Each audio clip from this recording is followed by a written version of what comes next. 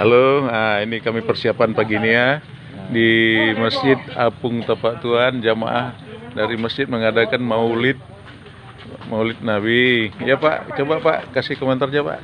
Ya, alhamdulillah berkah daripada kemuliaan Rasulullah SAW.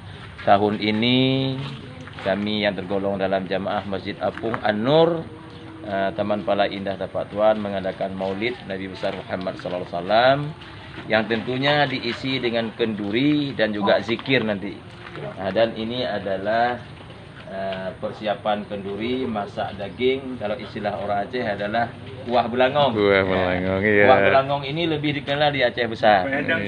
Dan alhamdulillah telah mendapatkan bimbingan dari koki yang sangat profesional di bidang masalah kualitas kuah belangong ini, Bang Irwan.